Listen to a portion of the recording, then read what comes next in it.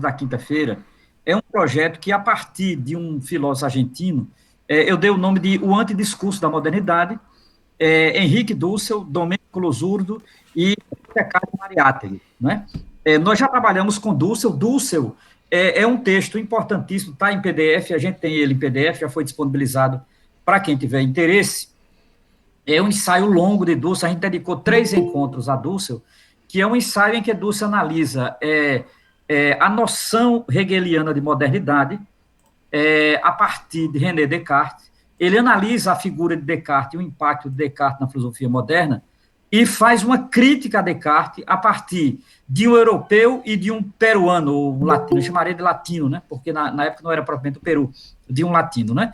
Ele usa Bartolomeu de las Casas, e a crítica que ele faz o que a gente chamaria de antropologia, né? Antropologia de Bartolomeu de las Casas, contra a tese de Descartes, da origem da modernidade, a partir do sujeito, entre aspas, egóico, não é? E ele usa também o Pomo de Ayala, que é um cronista e escritor. A região que ele morava hoje é o Peru, né? Pomo de Ayala é o primeiro grande cronista das tal. E Dussel, ele faz uma análise minuciosa dos discursos de Pomo de Ayala para analisar, primeiro, como Pomo de Ayala reflete a recepção do catolicismo nas Américas, a filosofia cartesiana nas Américas. Ele é o primeiro a citar, inclusive, Descartes nas Américas, né? E como o Pomo de Ayala percebe que há um hiato entre o que está acontecendo na América e o que está acontecendo na Europa no século XVI para o século XVII, né? Pomo de Ayala está no século XVII. Então, assim, Dussel, ele monta, a partir disso, uma crítica da modernidade, dizendo que a modernidade europeia, ela é unicamente europeia e, acima de tudo, ela despreza um dos maiores fenômenos que está vinculado à modernidade, que é a conquista da América. Então, assim, a própria ideia de pensamento moderno, ele só tem sentido com o seu outro lado, aquilo que Dussel chama de o outro, que é a conquista da América e as consequências da conquista da América. Então, Dussel é um primeiro grande momento desse antidiscurso da modernidade. Um segundo momento é esse que nós vamos trabalhar hoje e quinta, e eu encerro quinta-feira, que é Domênico Losurdo e a contra-história do liberalismo. Aí sempre pergunta, eu já tenho o discurso decorado, eu até vou gravar, porque já é decorado isso. Por que essa relação Dussel e Losurdo? É porque Losurdo completa o que não está em Dussel e o que está em Dussel não está em Losurdo. Por exemplo, Dussel vai se preocupar principalmente com as populações indígenas.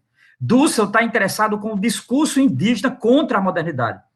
Losurdo vai se preocupar prioritariamente com a escravidão negra como crítica do liberalismo, como antiliberal. É isso que é interessante. Então, o ensaio de Henrique Dussel, que está no livro extraordinário chamado Epistemologia do Sul, o ensaio de Dussel, ele prioriza o discurso indígena contra a modernidade. O ensaio de Losurdo, ele prioriza a escravidão negra contra o liberalismo e, obviamente, as consequências da escravidão negra, colocando o liberalismo no seu limite. Por exemplo, hoje eu vou só tocar, mas eu quero terminar quinta-feira com esse tema, que é a Revolução Haitiana. A Revolução Haitiana é o maior acontecimento antiliberal das Américas. Inclusive o seguinte, do ponto de vista da crítica ao liberalismo, a Revolução Haitiana é mais importante do que a Revolução dos Estados Unidos. Eu estou dizendo uma coisa meio herética, mas herética para a Europa, não para nós. Né? Porque, do ponto de vista europeu, a Revolução nos Estados Unidos, ou pelo menos, não a Revolução, mas a independência das 13 colônias da Inglaterra, é considerado o maior acontecimento fora da Europa.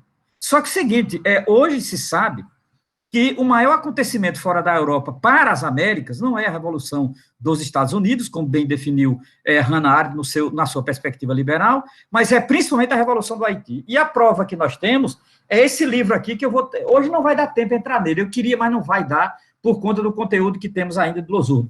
Mas esse livro aqui é a prova cabal, a prova definitiva da importância da Revolução do Haiti para as Américas, né?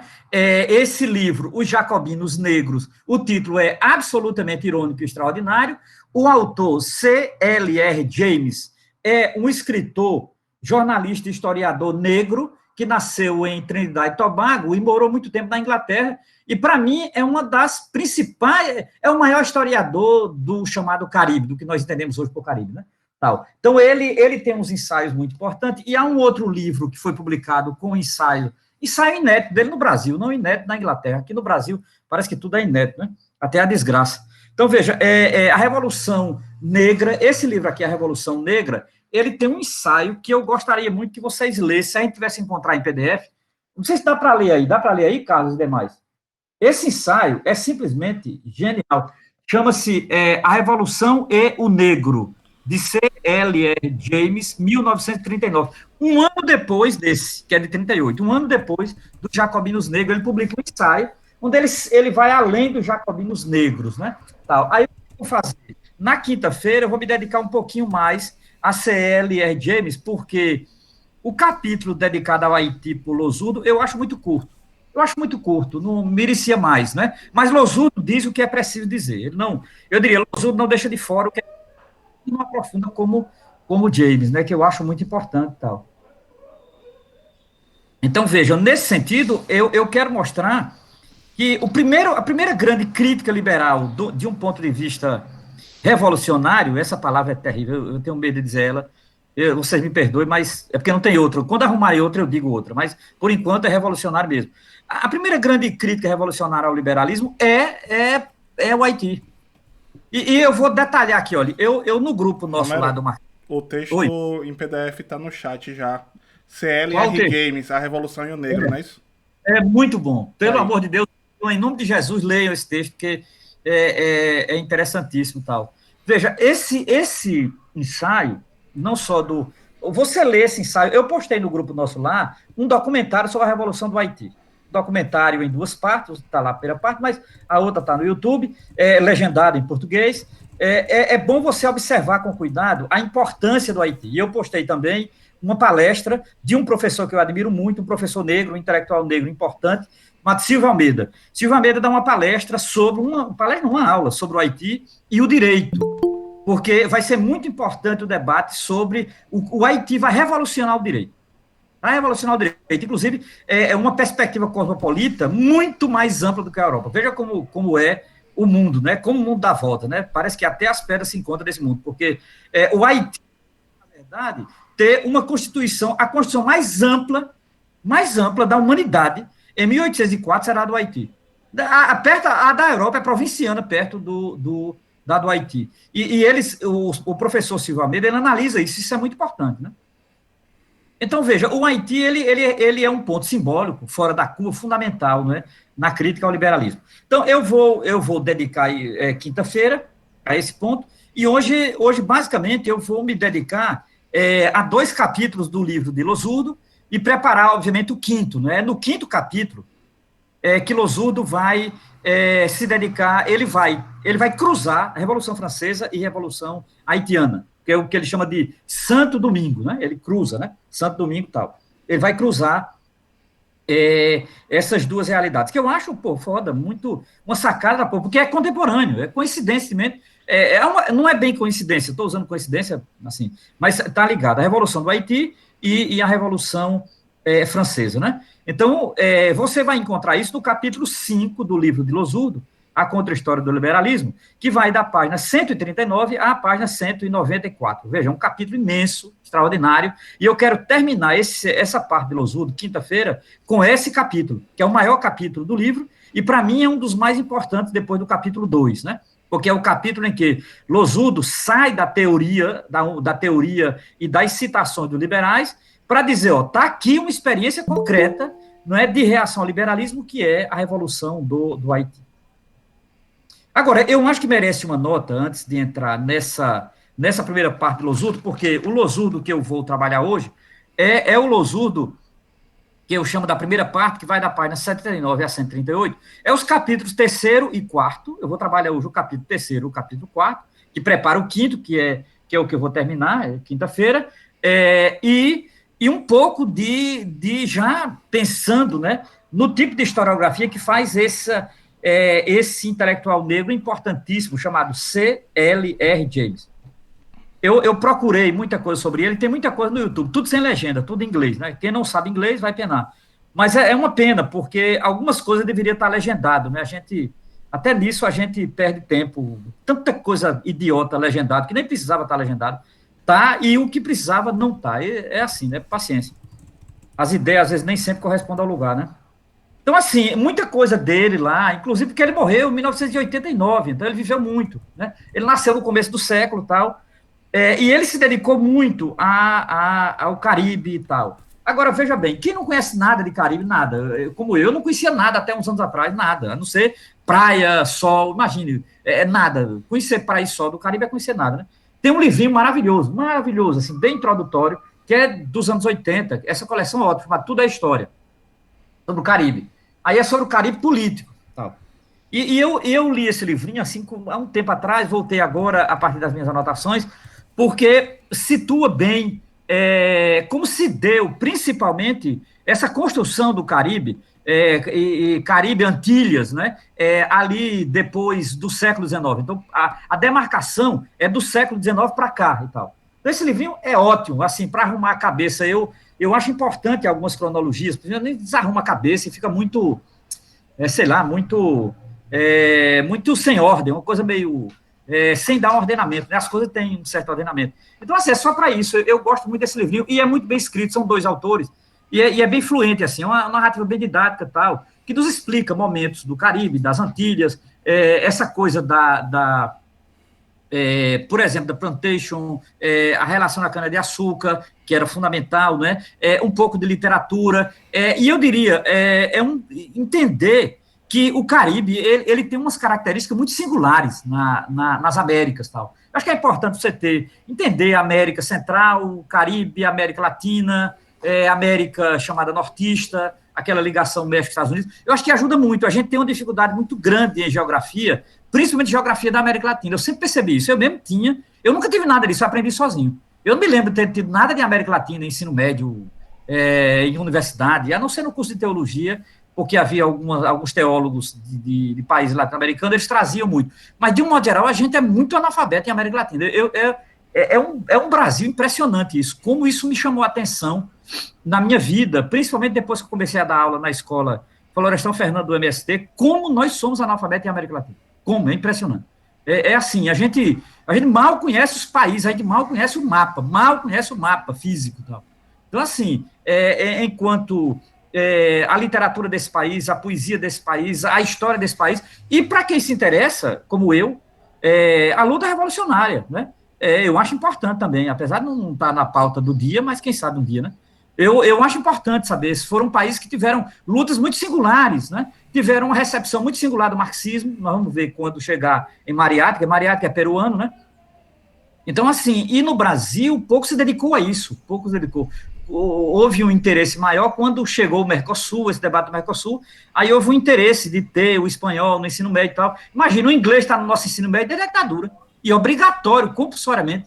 Todo mundo sai saindo o verbo to be do ensino médio, e você não sai saindo nada de espanhol. É impressionante isso no país, né? Agora, eu acho importante a gente ter essa compreensão geográfica, mais do que... Eu prefiro a palavra geopolítica, né? Ter uma noção de geopolítica, e esse livrinho é muito bom nesse sentido. Muito bom, gostei muito. Essa coleção como um todo, que é uma coleção dos anos 80, chamada Tudo é História, e, em particular, esse livrinho sobre o Caribe e tal. E obviamente, a referência deles é quem? C.L.R. James, não tem como não ser. Então, o cara o cara, o C.L.R. James, né? É muito importante tal. Então, a ideia de entender isso é importante. E o C.L.R. James, ele tem umas particularidades que me chamaram muita atenção, né? Primeiro, ele nasce em Trinidad e Tobago, né? Foi colônia inglesa, francesa. Trinidad e Tobago é quase que um protetorado, como é a Martinica e tal. E assim, basicamente, ele viveu na Inglaterra, porque, de um modo geral, a migração de Trinidad e Tobago para a Inglaterra. Ele é negro, como quase todo mundo em Trinidad e Tobago, ele é negro, e assim, ele ficou entre duas áreas do conhecimento, que eu acho que são fundamentais para aquele momento, né, que ele começa a escrever ali, por volta dos anos 30, que é entre a historiografia, a partir das fontes, pesquisas e tal, e o jornalismo, né? Então, o C.L.R. James, esse C.L.R. James é porque o nome dele é muito grande. Ele mesmo abreviou. Então, o C é de Círio, o L é de Lionel e o R é de Robert. E o James, e ele preferiu C.L.R. James, para ficar, talvez, mais compacto, né? Ele nasceu em 1904, morreu em 89. E uma coisa que eu acho importante é que ele se tornou um ativista socialista já ali por volta de 1929. E se aproximou muito do que nos Estados Unidos e na Inglaterra se chamou de trotskismo.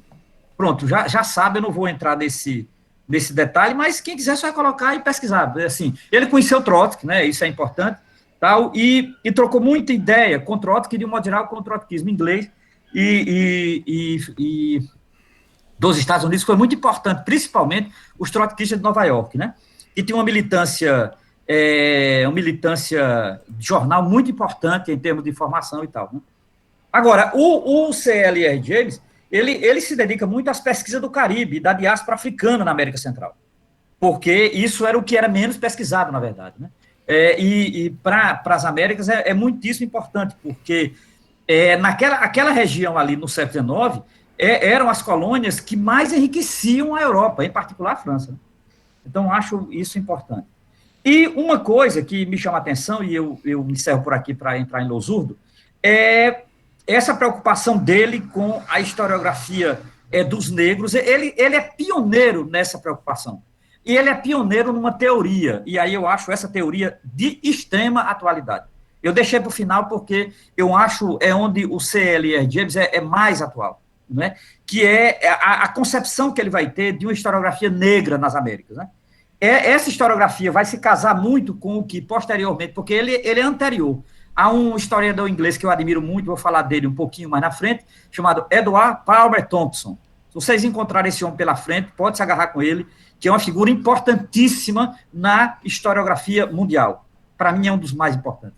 Se eu fosse falar desse homem aqui, era uma noite inteira, porque esse homem é uma figura, uma das mais honradas figuras que a historiografia britânica já teve. Para você ter uma ideia, ele e a esposa dele, antes de entrar na universidade, trabalharam 17 anos com alfabetização de adultos em periferia de Birmingham e Oxford. Significa dizer, esse homem, quando chegou na universidade, ele não era um universitário teoricista que tinha meio mundo de ideia na cabeça e achava que de ideia para ideia você chega em algum lugar. Era um cara que tinha uma experiência concreta na vida do mundo do trabalho, em particular de trabalhadores e trabalhadoras pobres. Então, Thompson, a mulher dele chamava-se Dorothy Thompson. Tal. Eles dois, ela pesquisou muito o anarquismo e os luditas. Essa mulher quase não tem tradução dela no Brasil, para variar, né? Para variar. E dele temos, sim, porque ele tem uma obra chamada A Formação da Classe Operária Britânica, que é um marco na historiografia mundial. Doa em quem doer, vá para onde for. Essa obra é um marco na historiografia mundial, não é só inglesa, não. Esse cara criou um método que ele deu o nome de a historiografia a partir dos de baixo, a história à vista de baixo, a história a partir dos de baixo. Esse cara inventou esse método. E eu não vou poder dizer aqui, porque ele não é tema desse curso. Eu só estou dizendo que ele encontrou-se com C.L.R. James, porque quando ele começou a fazer as pesquisas, ele conheceu a obra de James. E James é anterior a ele. James escreveu a obra dele em 1938. Thompson vai escrever no final dos anos 50. Thompson pertence àquilo que se chama de maneira vulgar de a historiografia britânica marxista, juntamente com Eric Hobsbawm, Raymond Williams, o próprio Thompson, Richard Hugo e tal. Há uma listinha bacana que amanhã eu comento lá no grupo, né? Essas figuras foram fundamentais, porque eles trouxeram a historiografia para o chão da história. Entenda, trazer a historiografia para o chão da história é para poucos e poucas, não é para todo mundo. Não. O melhor é ficar na universidade,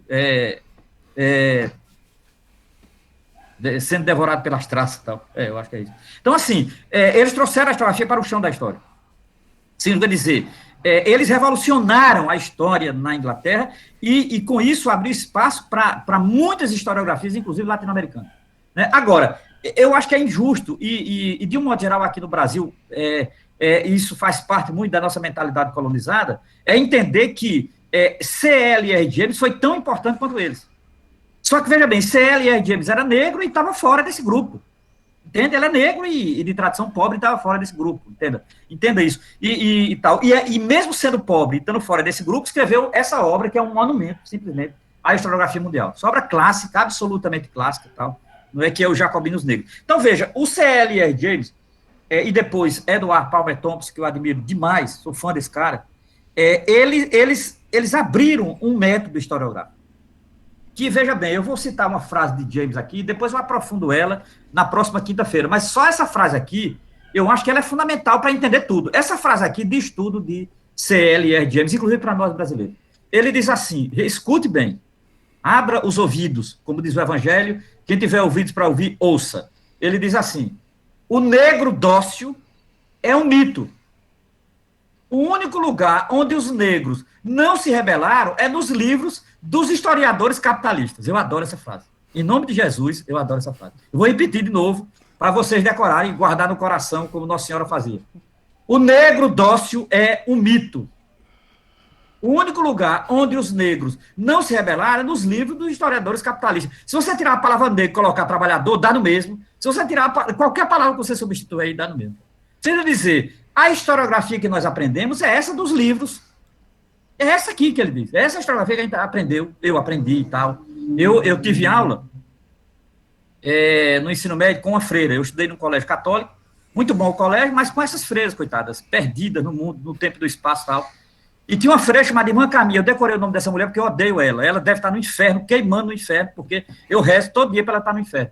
Essa mulher adorava a ditadura e ela dava aula de história com um livro horroroso, que eu nunca esqueci. Pra você ter uma ideia, tudo que é ruim a gente não esquece. Parece que é coisa do Satanás mesmo, né? Ela dava livro com um livro de um cara chamado Bois Hermida, que era um nojento, militar, nojento, horroroso, safado, picareta, tal. E era assim, era do tipo, você sabia que... Aí a roupa da princesa Isabel, o cavalo de Pedro I, quem descobriu o Brasil? Pedro Álvares Cabral, 22 de abril, essas bobagens. Você imagina, você numa adolescente, viver para isso. Aí decorar para isso, fazer prova para isso, tal. Tudo, obviamente, amando dessa irmã que está queimando no inferno. Então, veja, essa historiografia, de uma maneira, ela é de uma miséria, é como dizia Thompson, é uma miséria da historiografia.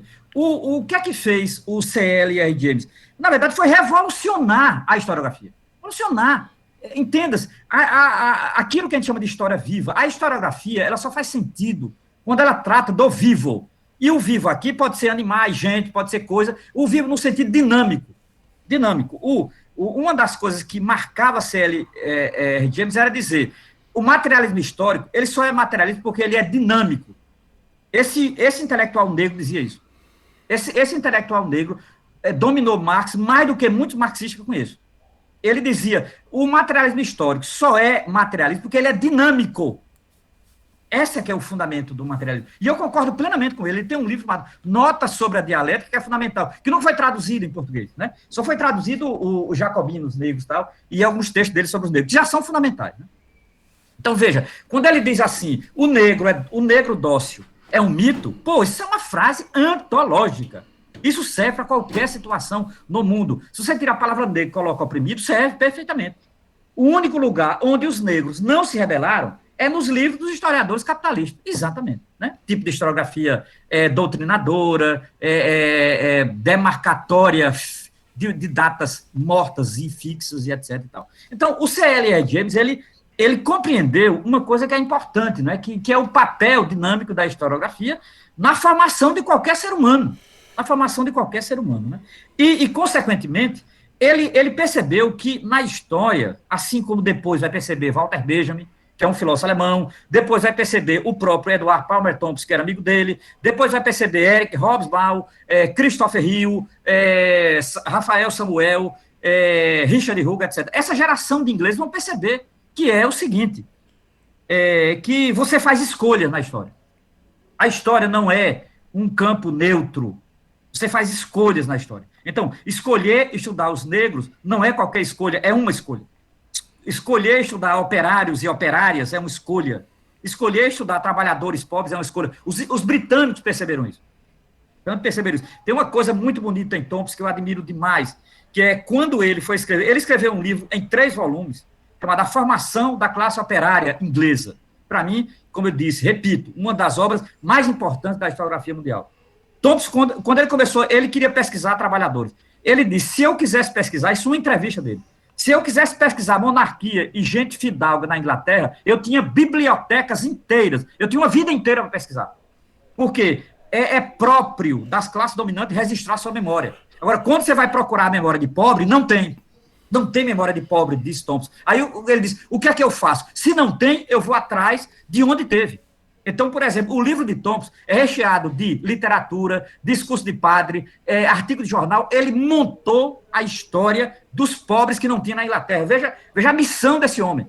Por isso que ele revolucionou a historiografia mundial. Ele inventou uma historiografia que existiu e que não estava registrada, porque a historiografia britânica adora a monarquia. Eu nunca vi um povo para adorar tanto o rei e rainha como os ingleses. Ali, uma guilhotina fez falta. Em nome de Jesus, fez falta. Ali, Deus falhou. Que ali deveria ter tido uma guilhotina boa. Puta que pariu. Só se você tiver a porra da guilhotina. Ali tinha que ter uma guilhotina, porque evitaria muitos constrangimentos futuros, né? E muitos pecados, inclusive, Deus teria evitado no mundo, né? Então, veja, o que tem de bibliografia inteira de rei e rainha, ele disse é o que mais tem na Inglaterra. Agora, ele queria pesquisar caçador de raposa, ele queria pesquisar trabalhador, operário, cristão radicalizado, ele pesquisou pubs aqueles ele chama de boteco miserável. Aqueles botecos miseráveis em que os trabalhadores tomavam aquele uísque deles em canecas. O cara pesquisou isso. Ele foi atrás de caneca pobre para descobrir quem eram os pobres. Pô, que historiografia da porra esse cara fez. Impressionante essa figura chamada Albert Thompson. E Thompson, ele era amigo de C.L.R. James. Há uma entrevista com eles dois, você pode encontrar no YouTube isso, o diálogo dos dois. É pena que não está legendado, tal. Ninguém fez essa caridade ainda, mas um dia alguém fará em nome de Jesus. Porque o encontro dos dois é perfeito. Um branco, negro, e os dois com a mesma concepção de historiografia. Isso é fundamental, entendeu? Um branco e um negro com a mesma concepção de historiografia. Veja, a propósito de que eu disse isso?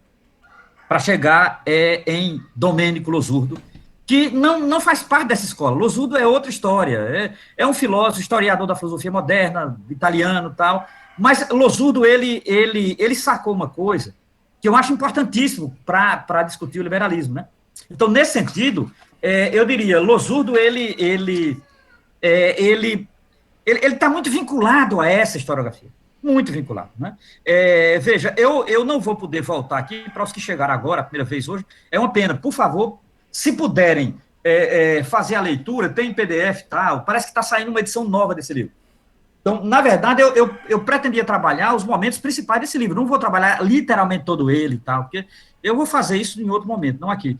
Mas, assim, o núcleo central desse livro, basicamente, é o que eu pretendo trabalhar, né? Então, assim, por exemplo, quem chegou agora, o primeiro capítulo e o segundo são fundamentais. Leiam para pegar o pico, porque hoje eu vou trabalhar os capítulos 3 e 4, que é o que dá tempo a gente fazer nessa horinha e meia aqui que a gente tem, tá certo? Então, veja, que vai da página 79 à página 138, não é? É o que eu chamei de o liberalismo real. O liberalismo real, já que falam tanto de socialismo real, agora eu vou usar o nome liberalismo real, né? Que, assim, é o liberalismo que Losurdo vai trabalhar o liberalismo nesses dois capítulos, o liberalismo que, de fato, tivemos. Não o liberalismo que está na cabeça de Locke. O liberalismo da cabeça de Locke só existiu na cabeça de Locke. O liberalismo moderno do século XVIII só existiu na cabeça dos filósofos do século XVIII e tal. Agora, o liberalismo real não corresponde necessariamente ao liberalismo teórico. Ora, essa tese de Losurdo eu acho fundamental. Veja, até Caetano Veloso entendeu essa tese mesmo. Significa dizer, estamos perto de alguma coisa muito séria. Porque se até Caetano Veloso entendeu essa tese, é um bom sinal para a humanidade. É sinal de que talvez a humanidade tenha alguma saída. Eu, sinceramente, foi um toque que Deus me deu, quando eu vi Caetano Veloso elogiando Losurdo e esse livro. Não, eu disse, não, alguma coisa aconteceu no mundo, não é? Alguma coisa está acontecendo, o Deus está operando na história, como operou antigamente com o povo de Israel. Porque, veja, essa tese de Losurdo, ela é absolutamente original. Inclusive para os dias atuais. Eu não tenho dúvida, Losurdo morreu há pouco tempo atrás. Ele estava muito preocupado com esses debates contemporâneos de liberalismo, neoliberalismo e tal, e, consequentemente, aquilo que essa gente promete, ele não pode cumprir. Essa é a tese de Losurdo, tá, desde o começo e tal. Agora, aqui nos capítulos 3 e 4, ele vai, consequentemente, eu chamo de, Marx dizia, é preciso dar terrenalidade às ideias. Eu diria que Losurdo vai dar terrenalidade ao liberalismo que eu chamo de liberalismo real. Losurdo, o liberalismo que Losurdo trabalha, nesses capítulos 3 e 4, que é o liberalismo inglês e, obviamente, o dos Estados Unidos, nascente, né, a partir da independência das 13 colônias, esse liberalismo a gente chama de liberalismo real. Por quê? Porque esse liberalismo, ele só foi possível, primeiramente, pela radicalização da violência. Então, assim, está intimamente vinculado o liberalismo e violência, doa em quem doer. O liberalismo, na origem dele, o liberalismo é contemporâneo, ele é a ideologia da chamada acumulação primitiva do capital. A acumulação primitiva do capital, que é a acumulação primeira, é o momento mais violento do capital. Significa dizer, este liberalismo, ele é violento, primeiro porque ele está vinculado a duas grandes formas de violência moderna. A primeira é o colonialismo, a segunda é a escravidão negra. Veja, você não compreende o liberalismo, e esse foi o erro. Eu não. Foi proposital isso, né? A gente aprende na escola, e em particular em filosofia, você estuda a filosofia moderna a partir das ideias dos filósofos. E nós não entendemos o que Marx disse. E eu acho isso que falta faz Marx, muitas vezes, num curso de filosofia. Pelo menos o curso ficaria menos idiota. Que é assim, nem sempre o que o filósofo diz corresponde àquilo que ele vive, ou que é. Isso é uma coisa óbvia, está na ideologia alemã, coisa óbvia. Então, assim, o cara pode imaginar o mundo perfeito, mas a realidade, o mundo ser um inferno. Isso é próprio da filosofia. Então, o problema é quem lê a filosofia. Então, não entender que, por exemplo, toda teoria que vai basear a chamada filosofia política moderna, ela tenta esconder a escravidão. Ela tenta dissimular a escravidão de propósito. Por quê? Porque boa parte da filosofia moderna ela foi escravista. Entenda, quando eu digo que foi escravista, não é que o filósofo tinha escravo, alguns tinham, inclusive, alguns tinham. Mas não era que necessariamente o filósofo tinha escravo, é que ele ideologizou a escravidão, do tipo assim, se não, como é que vai ficar a nossa economia? Quem vai trabalhar, quem não sei o quê, entendeu? Olha, eu nunca esqueço, eu vou contar aqui uma fofoca que eu escutei pela boca da própria, que contou a fofoca, né? Que eu admiro muito, uma psicanalista que eu admiro muito e tal. Se eu um dia fizesse psicanálise, era com essa mulher. Chama-se Maria Rita Kell.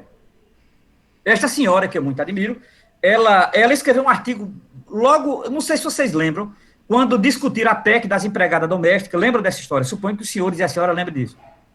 E uma senhora jornalista branca famosa, chamada Danusa Leão, ela escreveu um artigo lamentando a PEC das empregadas, como ela estava radical, porque ela conta um exemplo de um casal que ela conhece no Rio de Janeiro, de dois velhinhos que antes de dormir, eles precisam do chá, e quem faz o chá é a empregada doméstica, e como ela não vai poder dormir lá, aí ela se lamenta. A mulher escreveu um artigo na Folha de São Paulo, vou usar uma frase de Caetano Veloso, na Falha de São Paulo, eu adoro, Caetano Veloso inventou isso, ele no lugar de dizer Folha, digam Falha de São Paulo.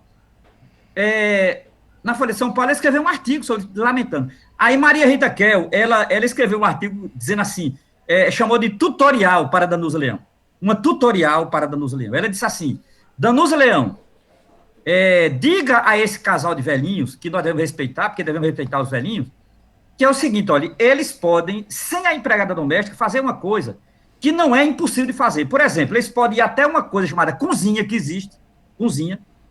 Na cozinha, eles podem olhar uma coisa chamada fogão, que existe também. Eles podem olhar numa prateleira uma coisa chamada chaleira, que existe. Pegar essa coisa chamada chaleira, colocar um pouco de água, ligar o fogão em uma das bocas, que existe também, esquentar, colocar um sachê lá dentro e aquilo vai dar um chá, por incrível que pareça. Veja, Maria Rita Kell fez isso, meu amigo, em nome de Jesus, que coisa maravilhosa. Veja, o que tem a ver isso com, eu diria, a mentalidade escravocrata? Porque a mentalidade escravocrata não precisa você ter escravo, então. É uma mentalidade, na verdade. Isso, eu acho isso extraordinário. Trata-se de uma mentalidade. Então. E eu acho que a filosofia trabalha muito com mentalidades, né? Como diz o historiador e filósofo François Doss, francês. Trabalha com a história das mentalidades.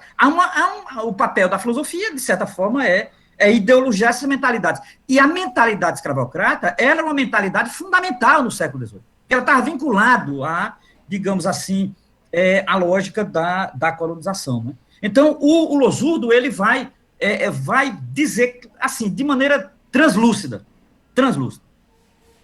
o liberalismo representou, na modernidade, a radicalização da violência. Isso não é pouco, isso é fundamental. Depois, ele vai chamar a atenção para as consequências visíveis do liberalismo. As consequências visíveis do liberalismo. E não só para os negros, para a escravidão. É bom deixar claro. Não só. Por exemplo, o liberalismo moderno, a partir do século XVIII, vai criar uma coisa chamada desemprego estrutural. Desemprego estrutural, que a gente pensa que foi a invenção do século XX. E já basicamente, está vinculada à Revolução Industrial do século XVIII, na Inglaterra, né? Lousou vai chamar a atenção. Por exemplo, o crescente número de mendigos pobres e desvalidos nas ruas de Oxford, Birmingham, Paris. Para você ter uma ideia, não precisa nem só ler Lousou. Se você quiser ler só pela literatura, você sabe disso. Se você lê um Balzac, um Baudelaire, etc. Se você ler os românticos ingleses, o que mais eles tratam é disso. O romantismo tardio inglês, que é tardio porque é do século XIX, que é o romantismo do século XVIII, o romantismo tardio, por exemplo, um Yeats, por exemplo, que é importantíssimo poeta, você vai ter essa coisa do mendigo, do pobre, do desvalido, das pessoas que morrem na rua, que morrem de frio nas ruas. Você imagina, o frio na Europa não é comparável nem a São Paulo. Então, assim, o que morria... E isso foi registrado na literatura, isso foi registrado em livro. Vou citar um aqui que está fora de moda, mas deveria voltar. São 200 anos do nascimento dele. Um rapaz chamado Frederick Engels, ele escreveu um livro sobre a história da classe operária inglesa, em que ele narra o cotidiano dessa classe. É o primeiro a falar de uma coisa, que eu não sei se você sabe que existe, mas quem não sabe, saiba que existe. Trabalho infantil, por exemplo. Engels é o primeiro a falar nisso. Primeiro a falar nisto. Porque, é bom deixar claro, o liberalismo não inventou legislação trabalhista. A legislação trabalhista nasceu contra o liberalismo. A gente esquece isso. Esquece isso. O liberalismo, ele foi uma tragédia em termos de legislação trabalhista. Né? E, consequentemente, a ideia de mendigos, pobres de toda sorte, né, vinculados ou desvinculados do mundo do trabalho, Lousou trabalha no capítulo 4º e é uma consequência fundamental do liberalismo. Depois, uma coisa importante, o rigor do Código Penal do século XVIII e XIX. É outra coisa a se estudar. Olha, chega a ser bizarro. Quase tudo no direito moderno é bizarro, mas tem coisa que é mais bizarro do que outras. Bizarro, para não dizer coisa pior. Porque, na verdade, qual era o destino desse Código Penal a partir do século XVIII? Era punir os pobres e escravos. Então, para você ter uma ideia, basicamente, o direito, no século XVIII e XIX, ele tinha como vínculo orgânico fundamental punir os pobres. Aí você tem, para você ter uma ideia, os caras criaram uma lei da vadiagem, não sei se vocês já leram isso, está em Engels também. A lei da vadiagem é o seguinte, você está num desemprego estrutural, o cara não tem emprego e você ainda não permite que ele fique numa praça. Aí você prende o cara. Essa é a lógica. Sim. Veja como a coisa é diabólica e perversa. E tudo isso fruto de quem? Do liberalismo. Que até Caetano Veloso percebeu. Meu Deus, que coisa boa. Veja, essa consequência que eu acho fundamental do liberalismo, e Losudo, o bom de Losudo é que ele cita artigo de jornal, ele cita os próprios liberais, quem ele menos cita é marxista, quem ele menos cita são os marxistas, eu acho muito bom isso. Porque isso está presente nos primeiros economistas, como, por exemplo, Adam Smith, David Ricardo, etc., e está presente na literatura, isso está presente na literatura inglesa desde Daniel Defoe, desde o escritor de Robson Crusoe, por exemplo. Está na literatura inglesa desde o século XVIII. Que, assim, é a figura do pobre, a figura do mendigo, a consequência direta das políticas, não é, liberais e tal. Depois, uma coisa que foi muito importante no século XVIII para Losudo foi a intensificação do processo de colonização na África e nas Américas. Porque tem gente que acha que a colonização só se deu no século XVI, XVII e parou. Não, não. O processo de colonização, ele se deu no século XVI, XVII, XVIII, XIX e XX. Até o século XX, você tinha basicamente colônias africanas dominadas por países centrais franceses. Francês, holandês, inglês principalmente e tal. Então, assim, o processo de colonização, ele se intensificou no século XVIII, principalmente na África e nas Américas. Então, assim, nas Américas por conta da cana-de-açúcar, nas Américas por conta do ouro. Quem quiser perceber com mais detalhes do que Losu, do que se deu esse processo de colonização, leia As Veias Abertas da América Latina, os 2 primeiros capítulos de Eduardo Galeano. Ele descreve, só que Galeano ele prioriza as Américas, Central, Caribe e Latina, né? E ele traz dados extraordinários, como se deu este processo de colonização. Então, a intensidade do processo de colonização, significa dizer, a intensidade da violência do processo de colonização na África e nas Américas foi importantíssimo. Tal. Agora, Losudo, ele chama a atenção para o liberalismo mais ambíguo da Europa, que é o francês. Porque, de fato, você vai ter iluminista que é contra a escravidão, como Rousseau, por exemplo. Rousseau sempre foi anti-escravista. E você vai ter não é, que vai procurar meios para justificar a escravidão e tal. Só que Losudo, ele usa um termo que eu acho que resolve a ambiguidade francesa. Né? Existia democracia na França depois da Revolução? Sim, existia. Qual o nome dessa democracia? Losudo diz, entre aspas, a democracia dos senhores. Pô, achei ótimo essa tese. Isso é um capítulo do livro dele, do livro, é um dos capítulos, tá aqui. A democracia dos senhores, tal. Que é a democracia dos proprietários, que vai ser importada para as Américas, por exemplo. Para você ter uma ideia, aqui no Brasil, até 34, o voto era basicamente a partir de quantos de réis que o sujeito tinha. Então, todo mundo podia votar em tese. Agora, o critério era de posses. Então, no fundo, basicamente, desde o início da República, por isso que aqui virou basicamente uma República de café com leite, mineiro e paulista, porque é o seguinte, só quem podia votar era quem tinha posse. Então, reduzia muito o número. Era o voto a partir das posses. Tal. Isso é uma invenção europeia, não é uma invenção brasileira. Essa não é brasileira. Isso é uma invenção europeia. Então, que é literalmente a chamada, aquilo que Losudo chama de democracia dos senhores. E senhores aqui é no sentido masculino mesmo, porque as mulheres estavam fora. Por mais que fossem casadas com homens ricos. Mas era a democracia dos senhores. E não precisa dizer que brancos, né? Por favor, não precisa dizer, que é o óbvio, né? Já está intrínseco, né? Senhores e brancos, tal. Essa significa dizer, veja a lógica, e aí Losudo chega no ponto central da sua obra, né? Aquilo que é mais importante para o liberalismo, que é o Estado Democrático de Direito, ele é um Estado Democrático de Direito dos e para os senhores.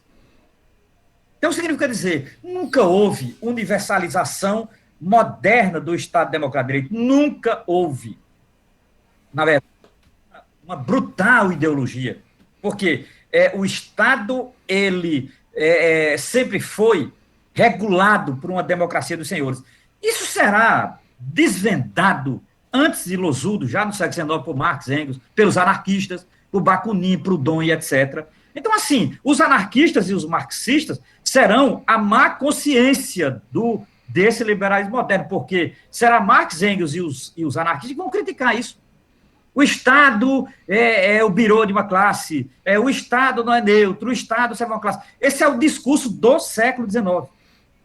Né? E, consequentemente, é um Estado que, na sua lógica intrínseca, ele é excludente por natureza. Isso, Losudo vai mapear bem, inclusive, no argumento dos liberais. E o que é mais interessante no caso de Losudo, é que Losudo vai usar os argumentos liberais, porque eles defendiam isso.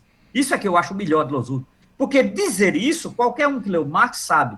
Agora, o que talvez não esteja em Marx é o porquê os liberais faziam isso, por que eles precisavam fazer isso. Qual é a lógica que dá anteparo ideológico para essa prática. Tal. Um Estado ser democrático e não ser democrático. Não.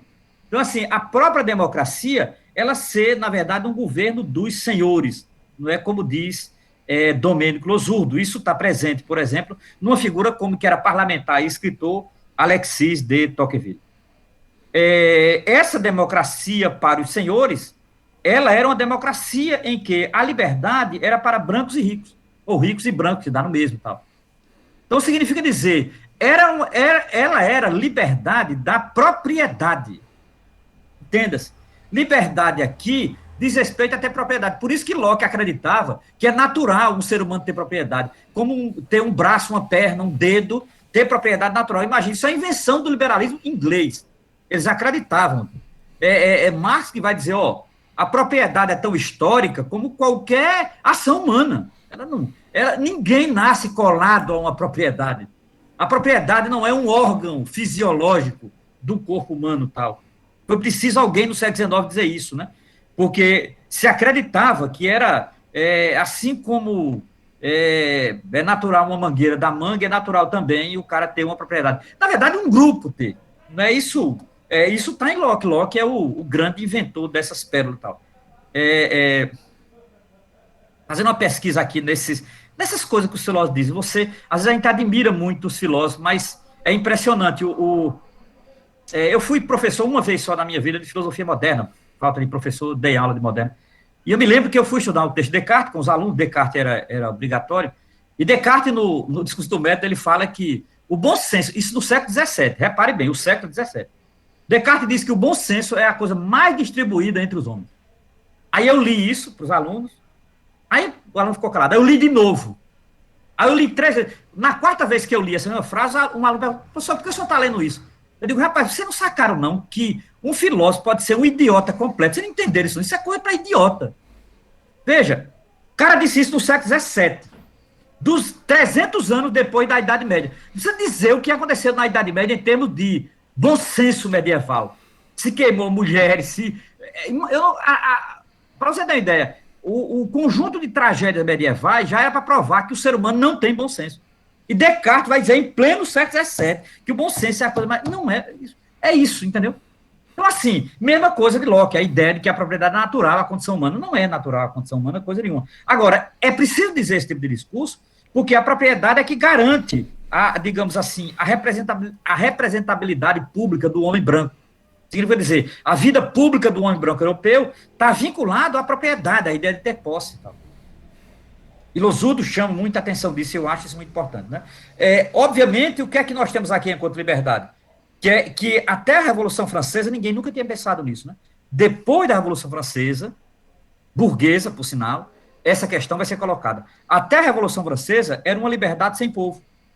Era uma democracia sem povo, era uma liberdade sem povo. Democracia é mais escandaloso ainda. Sabe por quê? Porque a palavra democracia, e todo europeu sabe disso, se você vai na etimologia dela, literalmente, demo é povo.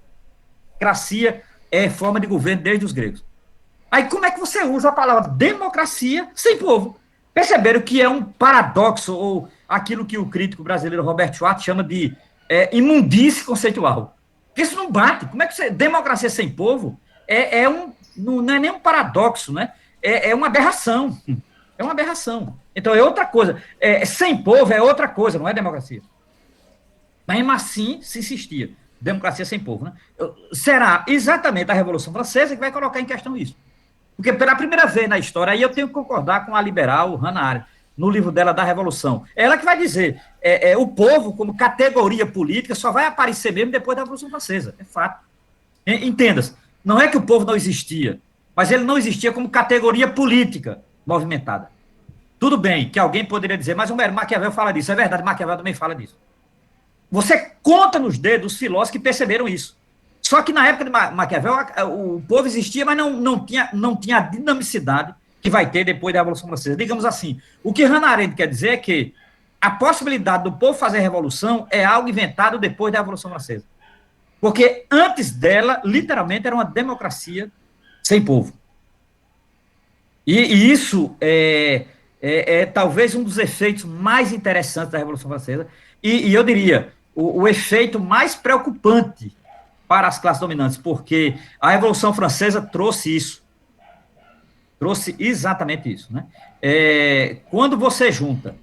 Eu vou citar um autor aqui que eu admiro, mas não é bom dizer não, porque ele é muito mal visto por esses tempos. Né? É uma figura chamada Maximilien Robespierre, não sei se você já leram esse homem. É o inventor da guilhotina, era a ala mais radical do jacobino. Olha, aqui para nós, é um segredo, eu sei que vocês são de família e sabem guardar segredo. Robespierre e seu grupo não podiam encontrar na estrada um padre. O tesão deles era degolar. O que essa gente matou de padre é brincadeira. Eles lideraram o que a gente chama de os jacobinos, não sei se vocês sabem o que é isso. Robespierre foi o maior nome do jacobino. No Brasil, ele tem um livro dele, chamado Virtude e Terror, que é organizado por Slavoj Zizek. Você imagina Zizek comentando Robespierre. Você vê que o mundo pode acabar a qualquer momento. Zizek, eu tenho esse livro, foi publicado pela editora Jorge Zahar. Zizek comentando os textos de Robespierre durante o processo revolucionário. Ele escreveu uns textos. E ele era escritor também. Ele era um intelectual orgânico, não é Maximilien Robespierre. Só que era extremamente radical. Inclusive, assim, a ideia de jacobino, no final do século XVIII, é a ideia de radicalidade. Então, os jacobinos entronizaram a chamada guilhotina, né, criada pelo senhor Guillotin, que foi um dos que sofreu a guilhotina, como o próprio Robespierre. Então, assim, o chamado momento de terror da Revolução Francesa foi inventado por Robespierre e os jacobinos. Agora, eu não vou dizer aqui porque eu gosto dele, não, porque não vem ao caso. É uma relação minha com Deus, só Deus sabe. Mas eu acho importante saber que a Revolução Francesa teve esse momento, né? E que, de vez em quando, a humanidade tem estes momentos. É bom saber. Se teve uma vez, pode ter outras, né?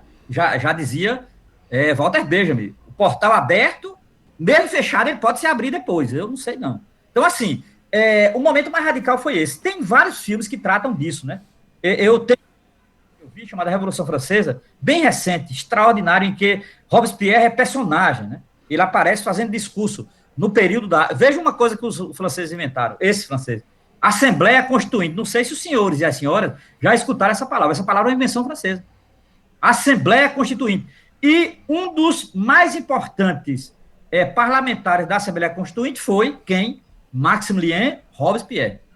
Agora, você não encontrará nenhum monumento a Robespierre na França. É estranho isso, né? Paris não tem. Paris tem monumento a Danton, a todos eles. Amarrar, Danton, tudo. Mas parece que Robespierre foi esquecido. Eu desconfio, eu sei não, viu?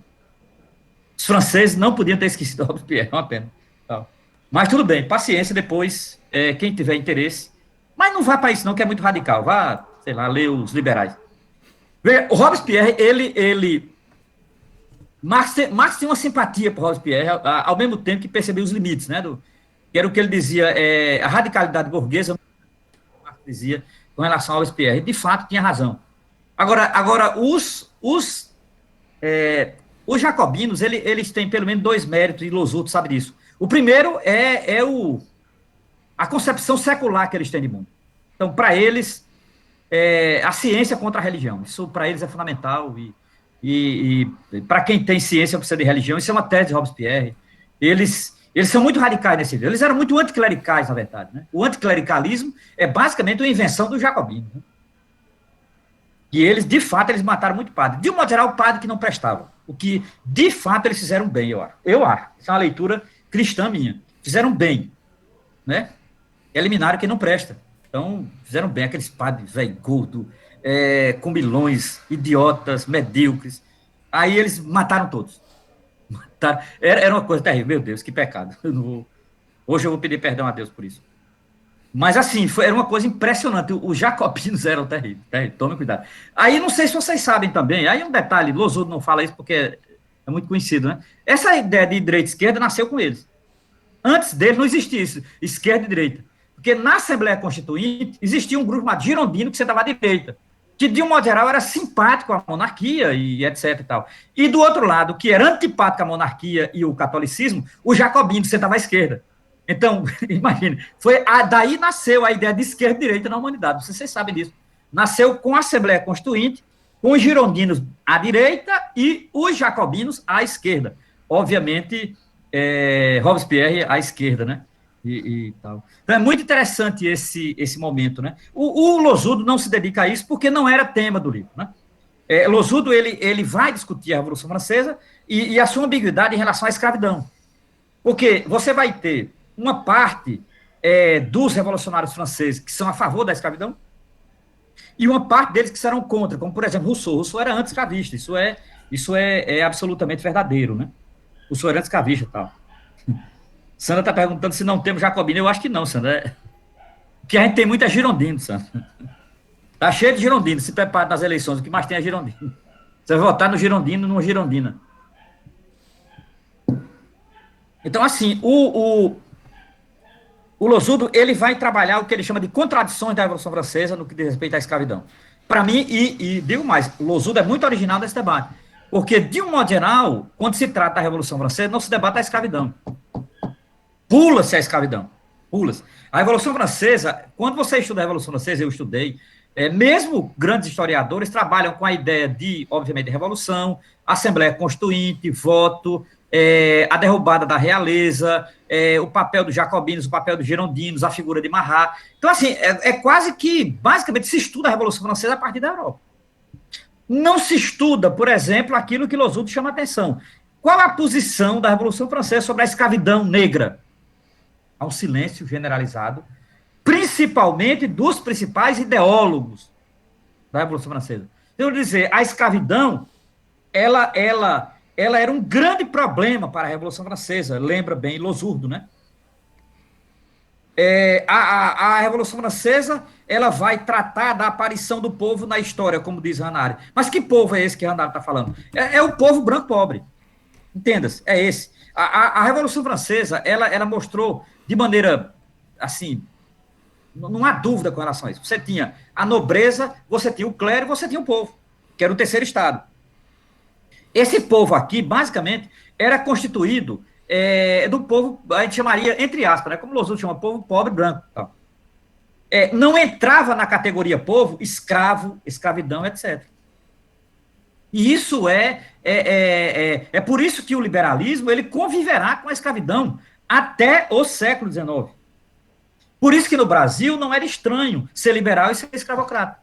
Isso era uma herança, inclusive, da Europa, que já era. Porque, em tese, o liberal deveria ser anti-escravista. Não, na Europa não foi. Nem sempre foi. Os liberais só foram anti-escravistas já na segunda metade do século XIX. Né? E assim, durante a maioria do tempo da escravidão negra, o liberalismo conviveu com a escravidão negra, porque a escravidão negra foi fundamental para a riqueza liberal. É isso que vai dizer Losudo. Parece até um chavão, mas é a tese mais importante, não é, desse livro. Losudo, ele vai, a partir do capítulo 4 em diante, ele vai chamar de o liberalismo não localizável, que é principalmente o liberalismo da Grã-Bretanha, a Inglaterra como um todo, e o limite desse liberalismo. Losudo vai chamar a atenção na página 128, para quem tiver interesse, a um país que é importantíssimo nesse debate, porque, assim como o escravo, o irlandês será o outro da tradição da Grã-Bretanha. O irlandês será sempre o revoltado, o pobre. Para você ter uma ideia, a Irlanda até hoje é dominada pela Inglaterra, a Irlanda não tem completa autonomia. Imagine no século XIX. A Irlanda teve o maior caso de fome na Grã-Bretanha no século XIX. Marx chega a falar disso. Marx chega a registrar.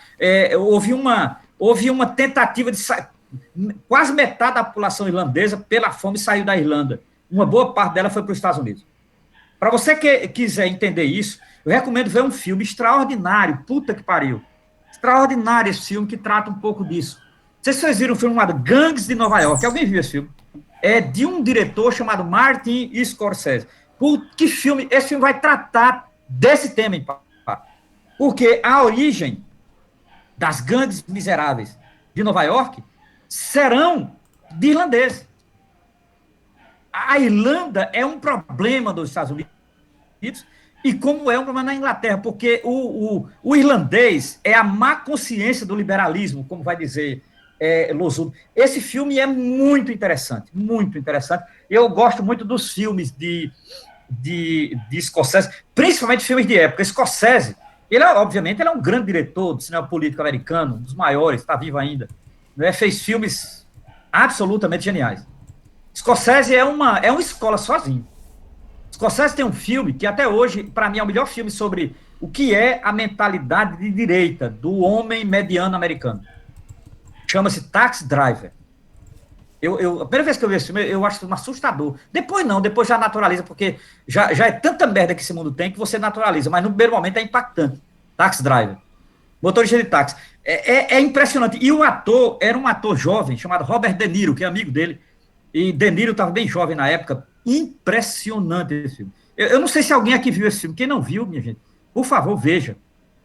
É redentor esse filme. Viu? Eu diria assim, é um filme que é um mandamento evangélico. Filme. Todo mundo deveria ver. Todo brasileiro atualmente vê esse filme. Entendeu? Você entender o que é a mentalidade fascista do homem médio.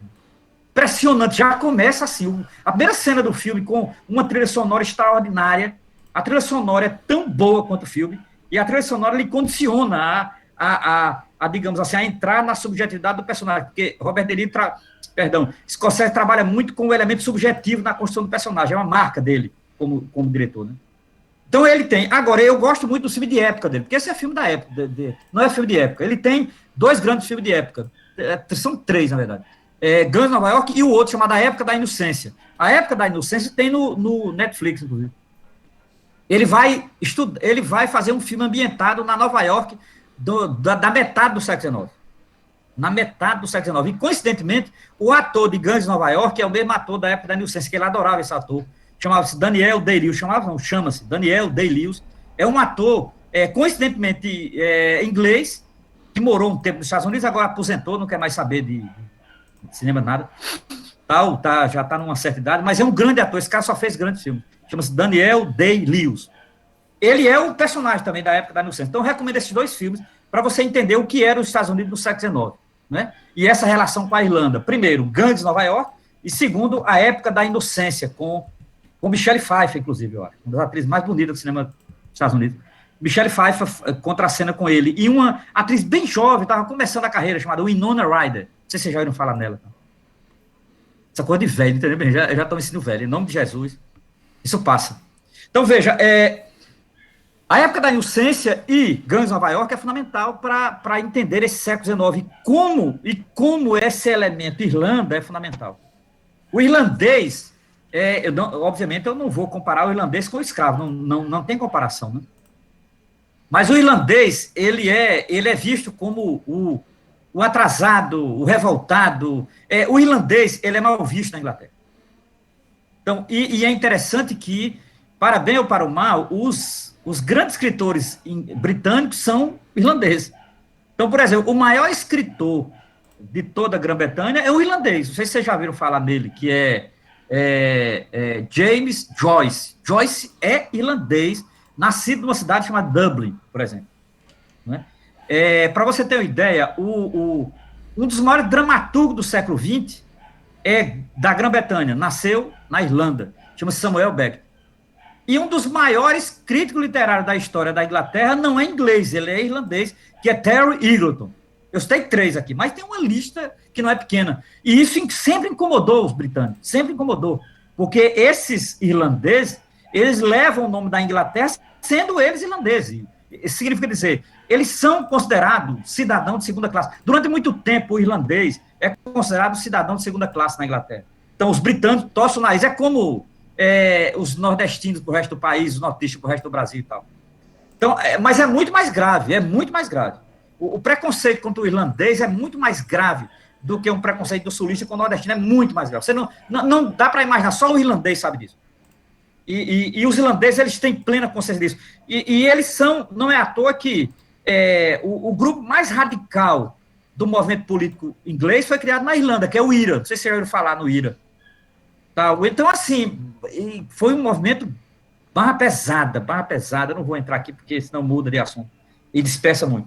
Mas a propósito de que eu citei a categoria Irlanda? Porque o Losurdo, a partir da página 128, no capítulo 4, ele vai tratar exatamente do que ele chama de liberalismo não localizável. Ora, é o liberalismo que ele, por exemplo, é um liberalismo que serve para Londres, mas não serve para Dublin. É isso que ele vai dizer, né? Então, assim, os ingleses irão criar um liberalismo muito singular, chamado o liberalismo aristocrático, ou, se você quiser uma palavra mais fácil, elitista. Quem estudou muito isso foi essa geração que eu citei, Thompson, Hobbes, Baltal, e, em particular, o crítico Terry Eagleton, foi quem mais estudou isso. O elitismo, ele tem um livro chamado Teoria da Literatura, uma introdução. O primeiro capítulo desse livro chama-se O Inglês. Aí, se você não chegar de vez, pode não entender. O inglês aqui não é o homem, não. O inglês aqui é a língua. Terry Eagleton vai fazer uma análise como o inglês, a partir do inglês de Shakespeare, significou discriminação na própria Inglaterra. a língua como forma de discriminação e dominação. Por quê? Porque o inglês, ele criou de maneira tradicional o chamado liberalismo aristocrático. Tal. Aquele comportamento aristocrático do chá, dos grandes monumentos, das grandes universidades, dos grandes acontecimentos. Isso é muito do elitismo inglês. Assim. O tipo de vestimenta, exatamente para discriminar. Para você ter uma ideia, no século XIX, para entrar na Biblioteca de Londres, você tem que ter um tipo de casaco. Se você não tivesse, você não entraria, porque a Biblioteca Pública de Londres, que era a maior biblioteca do mundo, ela tinha segurança e não permitia que mendigo e pobre entrasse nessa biblioteca. Se você quiser como é que eu sei disso, eu recomendo para o senhor e a senhora ler um livrinho chamado O Casaco de Marx. Eu não sei se alguém já viu isso aí. É de um inglês chamado Peter Stanley Bryce. O Casaco de Marx. Tem um fato que está ligado à vida de Marx, eu não sei se os senhores e a senhora também sabem, mas Marx viveu o melhor da sua vida, com todas as dificuldades, na Inglaterra, e morreu na Inglaterra. E não quis ser enterrado na Alemanha. Até hoje ele está enterrado na Inglaterra, no cemitério de Highgate. Marx, ele teve um tempo, para variar, ele estava numa pendenga muito grande, ele não tinha dinheiro. E ele tinha um casaco luxuoso que ele ganhou do pai, que ele guardava, para entrar na biblioteca. De vez em quando ele tinha que penhorar esse casaco para ter dinheiro para comer. Tal. Quando ele penhorava o casaco, ele não podia entrar na Biblioteca de Londres. Ele não podia estudar. Esse inglês extraordinário é um historiador inglês chamado Peter Stanley Bryce. Ele resolveu estudar esse fato, que é um fato que Marx conta numa carta a Engels. Marx descreve esse fato numa carta a Engels. Esse livro analisa isso, chama-se O Casaco de Marx, editora autêntica, Peter Stanley Bryce. Eu estou dizendo isso a propósito de quê? Porque eu gosto de Marx? Não, eu gosto de Marx, mas não é por isso não. É porque esse exemplo é para mostrar isso que Losurdo chama a atenção, desse liberalismo não localizável, que é o liberalismo elitista inglês, que é muito diferente do próprio francês, do liberalismo italiano e do liberalismo dos Estados Unidos. Então, o liberalismo ele não tem só uma feitura, não. Tem várias dimensões, tal, são várias faces. É uma hidra com várias cabeças, não só com duas. Né? Então, nesse sentido, esse liberalismo elitista, Losurdo vai falar na página 128, 129, tal, é um liberalismo de proprietários, que ele é identificado no casaco, ele é identificado no chapéu, ele é identificado na calça e no sapato. Você conhecia o liberal autêntico inglês nas roupas. É isso que vai dizer Peter Stanley Bryce. E você conhece um pobre miserável pelas roupas também. Pronto, estava definido. Não precisa estudar mais nada. Não precisa você dizer, a polícia inglesa, quando ia em cima de alguém, ela já sabia quem era, entendeu? Aqui no Brasil é assim, quando você tem dúvida quem é o negro, saiba que a polícia nunca tem dúvida. Nunca. É igualzinho na Inglaterra. A Inglaterra, nenhum policial inglês da Scotland Yard tinha dúvida quem era o pobre. Nunca tiveram. E nunca tiveram dúvida quem era um liberal rico. Então, assim, não... por quê? Porque já estava eu vou usar uma palavra sociológica complicada, na aparência. Uma das características desse liberalismo é exatamente isso. E aí, essa geração de intelectuais britânicos, né, que tem como grande expoente o próprio Terry Egerton, eles vão estudar esse tipo de coisa. Né, a discriminação a figuras pobres, a trabalhadores, a mendigos, aos chamados vagabundos. De um modo geral, a figura do vagabundo do século XIX nunca foi vagabundo. Era vagabundo para o liberal e para o burguês. Aí sim ele era um vagabundo. Mas, a rigor, não era, porque ele era um pária gestado pela própria política liberal. Então, isso é muito interessante. Quando eu comecei a ler sobre essas coisas, né? E principalmente aprendi muito com os estudos culturais britânicos, são muito importantes, principalmente os estudos culturais marxistas, né? Que os que me interessam, os outros não tenho tempo para as outras coisas, mas esses me interessam mais diretamente, né? O tipo de historiografia feita por Terry Egerton, Raymond Williams, Eric Hobsbawm, etc. Né, que é uma listazinha de Ellen Wood, por exemplo, é uma lista extraordinária, né, desses britânicos. E eles radicalizaram essa noção, né, de cultura. Então, lá no grupo nosso, Marxismo e Filosofia, eu postei uma palestra não dá 15 minutos, de Terry Egerton sobre cultura, sobre a palavra cultura, onde ele trabalha quatro desenvolvimentos da palavra cultura na Inglaterra, né? Vale a pena escutar. E ele está debatendo com um cara altamente conservador, que era inimigo dele, tal, e ele tira onda do cara, tal, chamado Roger Scruton. Esse cara já faleceu, é o grande ideólogo dos conservadores ingleses e americanos, né? Inclusive, elogiadíssimo por Olavo de Carvalho. Então, não precisa dizer quem é Roger Scruton, né? Tá lá, debatendo com o Terry Eagleton. Eu postei lá no grupo, no encontro deles dois, para discutir a palavra cultura. Uma leitura à esquerda e uma leitura conservadora da palavra cultura. A noção de leitura à esquerda é dada por Terry Eagleton. A propósito de que eu estou citando isso? A propósito da categoria Irlanda e da maneira como no capítulo 4, Domênico Losurdo trabalha isso que ele chama de liberalismo aristocrático. Então. E, por fim, resumindo esses 2 capítulos, para preparar o outro para quinta-feira, 4 situações que colocam em questão as promessas liberais. Losurdo, nesses 2 capítulos, nos apresenta o que eu pessoalmente acho uma das coisas melhores desse livro, que são, ele coloca 4 situações em que o liberalismo é colocado em xeque. São 4. Eu vou listar aqui e comentar rapidamente para terminar aqui, para a gente conversar, se tiver alguma questão. Primeiro, a escravidão negra moderna é uma. Segundo, a pobreza do mundo industrial. Terceiro, as organizações operárias, que vão de 1848 a 1871, as teorias anarquistas e marxistas. E quarto, a Revolução do Haiti, que é o que eu vou trabalhar quinta-feira. A Revolução do Haiti, que vai de 1791 a 1804, né? Esses 4 fatos colocam em xeque o liberalismo moderno. E eu acho isso, para mim, aqui teríamos a grande filosofia política de Domênico Losurdo. Né? Primeiro, quais são as 4 situações? A escravidão negra moderna coloca em xeque o liberalismo. A pobreza do mundo industrial, digamos, o liberalismo, ele não dá conta dos pobres, é isso que eu quero dizer, é isso que Losurdo diz. Olha, desde o começo, os liberais, eles enganam os pobres, eles mentem para os pobres, eles criam uma ideia de ascensão que nunca vai ter, porque, de um modo geral, o interesse do liberalismo é cada vez mais deixar os pobres mais pobres.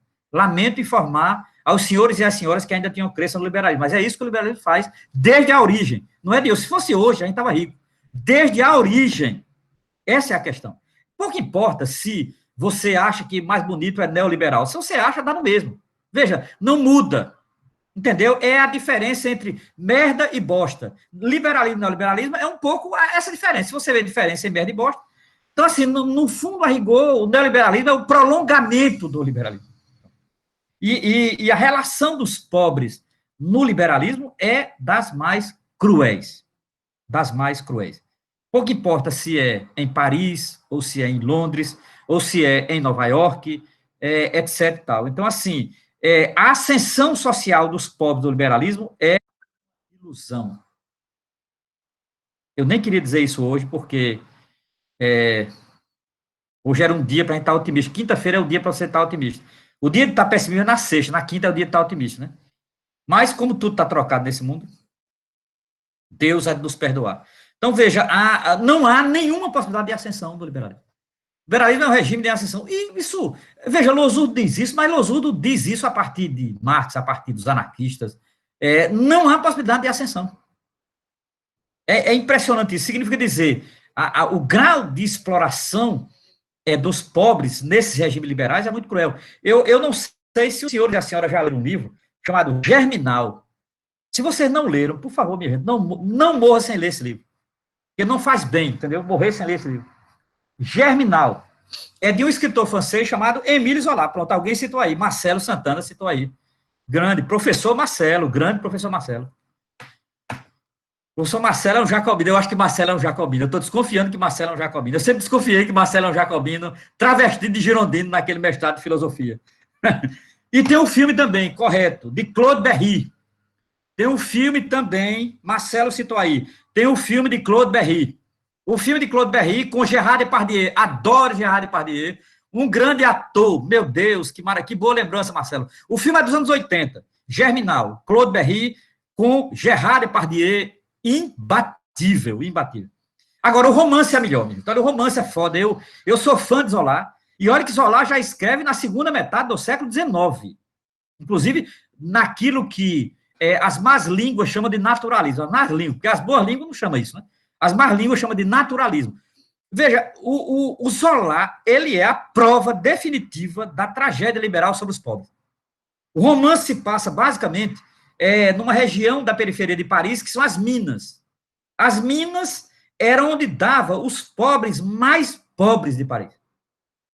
Era uma coisa impressionante. As minas de carvão, exatamente. Era uma coisa impressionante. E a maneira como Zola descreve, porque Zola, ele é um fisiológico, eu acho isso maravilhoso, ele descreve fisiologicamente. Quando ele vai descrever uma mesa de um pobre, ele é fisiológico, eu acho isso, é uma das coisas que eu mais gosto do naturalismo, é a fisiologia, como no cortiço, né? O cortiço brasileiro, o nosso grande germinal é o cortiço, né? De Azevedo, maravilhoso, maravilhoso, porque é essa coisa de dar fisiologia às coisas. Ele descreve o rosto dos pobres, as veias, puta, eu acho muito interessante, porque você entra no ambiente, né? Entra no ambiente, é muito interessante. Então, veja, Zola, ele é a prova cabal da ilusão liberal. Eu sou muito fã dele, mas, obviamente, antes disso, Balzac já tinha mais ou menos tocado nisso. Os franceses nisso são muito bons. O romance social francês, a poesia social francesa, Baudelaire, por exemplo, As Flores do Mal, que obra extraordinária, né? Um poema quase em prosa, um épico, né, de Zola. E lá, Baudelaire escrevendo aquela situação daqueles meninos na beira do Rio Danúbio, brincando com camundongo. Imagine, criança tem como divertimento brincar com camundongo. Camundongo é os carrinhos de criança miserável na Paris. Isso eu estou falando de Paris no século XIX, só para você ter uma ideia, não pense, não é o Nordeste brasileiro, não, é Paris no século XIX. A Paris liberal, a Paris bonita, a Paris das luzes. Aqui o Brasil achava que era a cidade das luzes, meu Deus do céu. É isso, né? Então, veja, a pobreza no mundo industrial é a contraprova do liberalismo. Terceiro, as organizações operárias. É importantíssimo. Isso é uma coisa que foi muito estudado na tradição marxista, né, muito estudado. Por exemplo, um historiador que eu admiro muito, aprendi muito com ele, sou fã dele, corrigiu toda a merda que eu aprendi no ensino médio. Quem me salvou do ensino médio foi um historiador chamado Eric Hobsbawm, devo tudo a ele. Rezo todo dia para que Hobsbawm esteja à esquerda de Deus, porque nem à direita ele merece, ele tem que estar à esquerda de Deus. Eric Hobsbawm. Olha, Hobsbawm tem um livro chamado A Era do Capital. Olha, sinceramente, eu não admito que um marxista não leia A Era do Capital antes de morrer. Não pode, a gente tem que ler antes de morrer. Porque, inclusive, depois de morto, a gente não vai precisar ler mais nada. Como diz a Bíblia, na Jerusalém Celeste, você não precisa de nada mais. Precisa de leitura agora. Então, assim, tem que ler agora. A Era do Capital é extraordinária. Para mim, é um marco. Inclusive, ele começa citando Tocqueville, é ótimo. Ele cita uma frase de Tocqueville com medo. Ele cita uma frase de Tocqueville em 1847. Tocqueville dizendo: estávamos sobre o vulcão e não sabíamos. Porque, claro, um ano depois arrebenta a Revolução de Paris. E Tocqueville, conservador que era, com medo, estávamos sobre o vulcão e não sabíamos. Hobsbawm é maravilhoso. Maravilhoso. Esse livro de Hobsbawm, para mim, é o melhor retrato, porque ele começa, ele vai da Revolução Francesa até a Comuna de Paris, e ele nos mostra como a Europa, um dos limites do liberalismo é exatamente as organizações operárias. O crescimento da classe operária, a organização da classe operária, os seus sindicatos, os seus jornais, as suas leituras. Hobsbawm é um historiador que trabalha muito com as leituras dos operários. É impressionante a maneira com que as eras dele, né? A era do trabalho, a era do capital. É impressionante o tipo de historiografia e o tipo de fonte que trabalha Eric Hobsbawm. Eu não consigo entender o século XIX, eu sou professor de filosofia contemporânea e trabalho com o século XIX. Eu não consigo compreender o século XIX sem Hobsbawm, porque os filósofos não me dão a dimensão histórica que eu preciso, né? E Hobsbawm me dá essa dimensão, não é, historiográfica necessária, os marcos temporais importantes para entender a filosofia do século XIX. E no caso do debate sobre o liberalismo, é importantíssimo, porque ele vai trabalhar essas organizações operárias, né, entre 1879 e 1871. Foi um movimento importantíssimo, né, do movimento operário. Então. Depois, obviamente, as teorias anarquistas e tal, que é muito importante também no século XIX, né, é o período, eu diria, de ouro do anarquismo, principalmente a segunda metade do século XIX, né. Eu admiro muito uma figura chamada Mikhail Bakunin, admiro muito. Li um pouco, li o que pude desse homem. É pena que não deu para ler mais, mas acho uma figura importantíssima no pensamento moderno, inclusive. Ele foi colega de Engels, de sala de aula, estudaram juntos com Engels e tal. Bakunin é uma figura importante, é um russo importantíssimo, né? Brigado, obviamente, perseguido pelo czar e viveu situações terríveis, um homem muito coerente, viveu uma vida muito martirizada, Bakunin. Quando eu li a vida dele, chega a me dar uma agonia, assim, a coerência desse homem e a capacidade intelectual dele, assim, muito impressionante. Chama-se Mikhail Bakunin, tal. E Hobsbawm trabalha esse período, né, para colocar o quê? O limite do liberalismo. E, por fim, o tema que será o tema da quinta-feira, que é o tema da Revolução do Haiti. Aí, basicamente, a Revolução do Haiti, eu vou tratar, Losurdo trata da Revolução do Haiti, Losurdo vai tratar, eu já vou dizer, quem tiver com o livro, porque Losurdo trata pouco, é uma pena. Ele trata só no capítulo 5. No capítulo 5 é a Revolução na França e em Santo Domingo. Olha, tome cuidado, a palavra Santo Domingo é Haiti. O Santo Domingo tornou-se depois o Haiti. Então, toda vez que aparecer Santo Domingo aqui, não é Santo Domingo atual, mas Santo Domingo é aquilo que hoje é o Haiti, tá certo? Então, ele, no capítulo 5, Losurdo vai tratar a Revolução na França e em Santo Domingo, a crise dos modelos inglês e americano e a formação do radicalismo dos dois lados do Atlântico. Para mim, é o capítulo-chave, né? E eu termino com ele quinta-feira, né?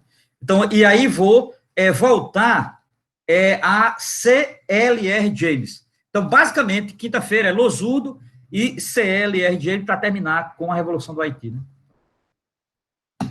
Muito bem. É isso. Temos tempinho ainda para alguma dúvida, alguma coisa. Quem lê o texto, eu vou ler alguma coisa. Tá? Só um aviso. Eu postei no chat agora o filme Gangues de Nova York. Para download, aí quem quiser baixar o torrent, fica à vontade. Ótimo. Já baixei aqui e funciona. Valeu. Deus me pague, Carlos. Muito bem. Marcelo, diga aí, Olá. Marcelo. Marcelo, fale. Vou até ligar a câmera aqui, já que está falando de iluminismo, né? Dê a luz. Dê a luz. Você não pega o humor ácido, né, Romero? Isso, dê a luz. Ô, Romero, eu queria fazer umas considerações rápidas, assim, sobre... O título é excelente desse minicurso. Infelizmente, eu perdi os primeiros encontros, Romero.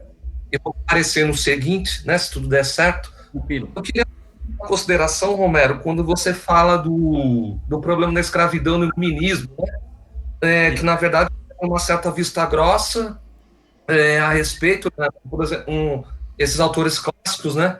Mas tem uma moça, e você conhece bem a de Gude, né? Sim, claro. E uns 5 anos da Revolução, ela faz uma peça de teatro, Romero, chamada Zamora e Misa, ou a Escravidão dos Negros, né? Ela fala justamente dessas consequências da escravidão, e depois ela coloca um adendo nessa peça chamada Reflexão sobre os Homens Negros, né? Ela critica a naturalização da escravidão. Marcelo? Tem tradução ou tu leu em francês? Tem tradução? Eu encaminhei e tá para ser publicada. Aí depois eu disponibilizo isso para vocês, tá bom? Certo. Então, acho que é um contraponto aí nessa vista grossa, né? Agora, o paradoxo é que ela não era jacobina, né? Ela era girondina, porque, na verdade, ela Isso, perfeito. Ela era girondina. Ela deu uma misoginia na Declaração dos Direitos Universais do Homem, né? E ela faz a Declaração dos Direitos da Mulher e da Cidadã. Ela é a primeira a fazer isso, Marcelo. Ela é pioneira no feminismo. Exatamente. Essa é uma questão.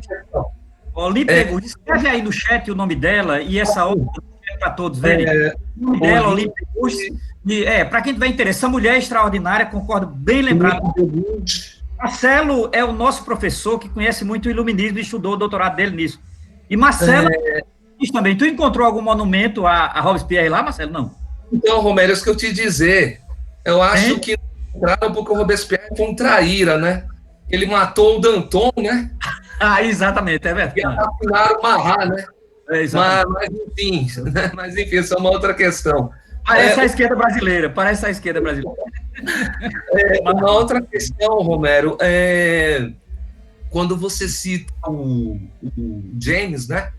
Isso. Né? Isso. Eu vou pegar mais a sério o livro. Ô, Romero, você vai chegar num texto, eu não sei se você vai chegar. Tem um autor, um poeta da Martinica, chamado Aimé Césaire. Aimé Césaire. O discurso sobre o colonialismo, ele tem Cadernos de Retorno à Terra Natal. Terra Natal, são os 2 livros dele. Ele inventou o termo negritude. Ele era muito amigo do André Breton. E ele influenciou o Fanon, influenciou os Panteras Negras. E amigo de Sartre também. Amigo de Sartre também. Amigo do Sartre, né? E tem um texto do próprio James Romero, de 78, que é Fanon e o Caribe. Isso. Então fica a referência aí. Eu não sei se você vai tocar nesse livro. Olha, em parte sim. Veja bem, eu não sei se você sabe, o livro do Césaire foi reeditado agora. Ele tinha uma tradução muito ruim. E foi traduzido agora pela Veneta. Agora nós temos uma tradução boa, inclusive a Veneta fez uma coisa melhor ainda. No final, acrescentou uma pequena biografia dele que não tinha na primeira edição, do Aimé Césaire. Olha, Aimé Césaire é uma figura absolutamente central no debate colonial. Agora, eu pouco dele, eu vou tratar mais do C.L. James, né? Agora, eu estou trabalhando com alguns alunos na filosofia que estão trabalhando essa temática do pensamento negro, e Césaire é obrigatório. Olha, Césaire e um amigo dele, Leopoldo Sédar Senghor, são os 2 mais importantes, porque eles são aquilo que Sartre chamou de a nova poesia francesa negra. Você sabe, Sartre prefaciou uma obra deles. O ensaio negro de Sartre é sobre eles. É sobre Isso eles. Mesmo. Era amigo. Aquele texto do Sartre, né? Reflexões sobre o racismo, né? Exatamente. No livro Questões sobre o Racismo, Sartre trabalha o Orfeu Negro, que é uma coletânea de poesia de Sédar Senghor e Aimé Césaire. Porque Césaire também era poeta, né? Da Martinique. Mesma terra de Fanon, inclusive. Só uma outra Fanon coisa. foi aluno dele. Fanon foi aluno dele. Isso mesmo. E só mais uma coisa, Romero, tem um núcleo de estudos no UNB, eu esqueci o nome do professor agora, e eles estão traduzindo muito pensamentos de filósofos africanos. Ótimo. Em português, para justamente ver esse outro lado, né, a questão da filosofia grega, etc., né? E o mais legal é que eles estão partindo para a tradução, né? Depois, para você, Romero, encaminhar, tá? Encaminhe para mim e também, não sei se Daniel está aqui, eu tenho um orientando que trabalha com essa temática. Daniel deve estar antenado, eu acho. Eu acho que é o Daniel, aqui, estou é Anderson Daniel, Flores. É Anderson certo. Flores, é o nome dele? O nome dele é Anderson Flores, não? Agora eu não lembro, Romero, assim, mas eu passo certinho no YouTube. Por que eu estou dizendo isso, Romero? Porque quem está estudando a filosofia, e ainda falta um dossiê nesse sentido, eu penso, justamente que esses filósofos clássicos estão pensando sobre o negro, né? E quando a gente vê, é coisa boa. A gente vê o Hume no padrão do gosto, ele vai dizer que um branco mais rude tem mais gosto que um negro mais refinado. Perfeito. Mas isso é um filósofo inglês. Perfeito. Do Kant, ele vai dizer que o negro tem que ser tratado à martelada. Se a gente for ver o Hegel, que está até um livro, né? Hegel Haiti. Né? Dizer que o pensamento africano não pode nem ser chamado de pensamento, lá nas lições, porque eles não têm uma filosofia, etc. Então, isso mesmo. Esse ainda não tive contato, Romero. Então, Susan Morse, é uma crítica americana. Esse lado que ninguém vê desse pensamento ocidental racional, né? Esse limite étnico e antropológico, né? Que ainda fica na ilusão de que a filosofia dá conta, né? Mas, na verdade, nunca deram conta. Nunca. Né? Isso é Romero, é o Crítica da Razão Negra. Isso. É do Chembe, né? É um nome assim. Mbembe. Mbembe. Ó, tem um aluno do mestrado em filosofia que está estudando ele. Está aqui, Daniel. Perfeito.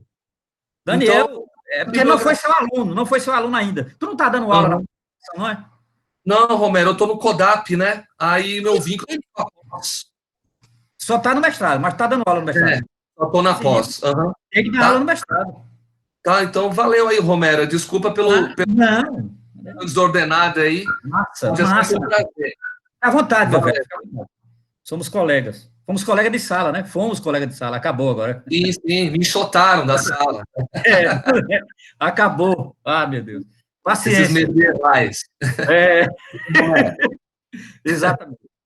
Muito bem. Pois é, Marcelo, mais alguém aí? Não sei se Daniel ou alguém quer perguntar alguma coisa. Vou dizer também, Marcelo foi uma sugestão perfeita. Eu tinha esquecido, Olímpio de Gouges. Pô, que lembrança, eu tinha esquecido de Olímpio de Gouges. Veja que ironia. A única pessoa que no iluminismo lembra dos negros é uma mulher.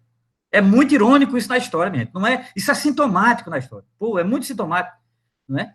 É importante, eu acho que o Marcelo deve ter colocado aí no chat o nome dela, e eu tenho só um texto dela, mas essa peça teatro eu não conheço, não tenho. E aí, mais alguma coisa, minha gente? Tranquilo? Mais alguma dúvida?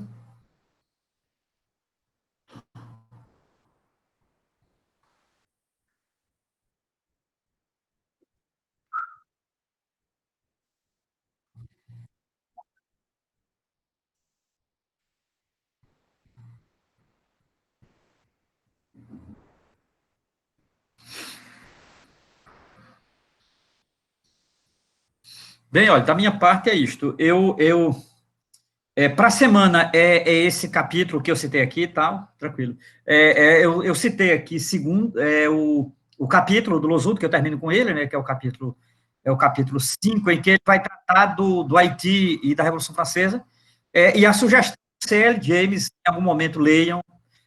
O Carlos encontrou aqui o texto dele, né, que é a Revolução e o Negro. Por favor, é esse aí. Se alguém puder, esse é um texto curto, A Revolução e o Negro, porque o livro inteiro talvez não dê tempo essa semana de ler, que o livro é esse aqui, não é? Mas esse capítulo é um texto curto, umas 10 páginas só, 10 ou 15, A Revolução e o Negro. Eu vou fazer referência desse ensaio aqui. O nome do professor é Anderson Flu. Perfeito, isso mesmo. Beleza? Alguma coisa mais, tá? Não, acho que não.